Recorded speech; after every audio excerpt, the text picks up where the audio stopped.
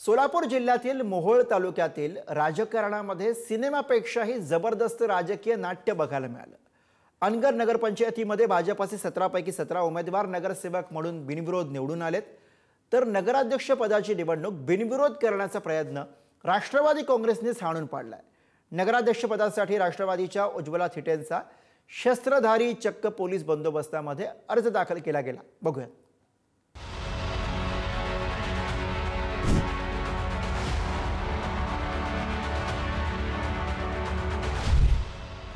सोलापूर जिल्ह्यातील अनगर नगरपंचायतीच्या निवडणुकीत जबरदस्त ड्रामा बघायला मिळाला।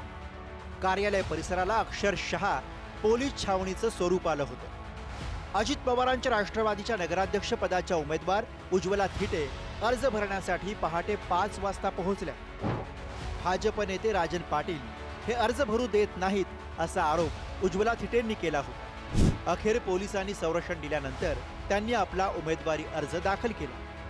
गेले 4 दिवस झालं मला ते उमेदवारी अर्ज दाखल करता येत नव्हता, कारण रस्त्याने सगळे ट्रॅक्टर्स, वेगवेगळ्या गाड्या, वेगवेगळ्या रस्त्याने माणसं काही उभा केलेली होती, त्यामुळे आम्ही तिथे जाऊ शकत नव्हतो। काल मी मोहोळ पोलीस स्टेशन येथे खूप त्यांना विनवणी केल्यानंतर आज PI सर हेमंत शेंडगे यांच्या नेतृत्वाखाली त्यांनी भरपूर मला सहकार्य केलं। त्याबद्दल हेमंत शेंडगे सर तुमचे खूप खूप मी आभारी आहे।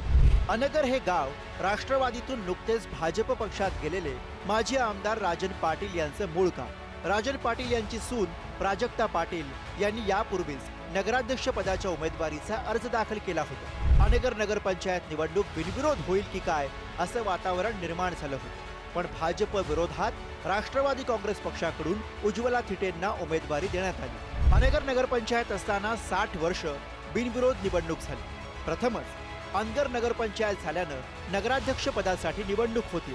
अनगर नगरपंचायत सुद्धा बिनविरोध व्हावी असा राजन पाटील यांचा प्रयत्न होता। 2 वर्षांपासून राजन पाटील आणि उज्ज्वला थिटे यांच्या कुटुंबांमध्ये वैर आहे। राजन पाटलांसोबत वैर असणाऱ्या उज्ज्वला थिटेंना उमेश पाटलांच्या माध्यमातून राष्ट्रवादीची उमेदवारी दिली गेली। नगराध्यक्ष पदाच्या बिनविरोध निवडणुकीचा प्रयत्न उमेश पाटलांनी हाणून पाडला, पण राजन पाटील अर्ज भरू देत नाहीत असा आरोप उज्ज्वला थिटेंनी केला। राजन पाटलांनी उज्ज्वला थिटेंचे आरोप फेटाळले।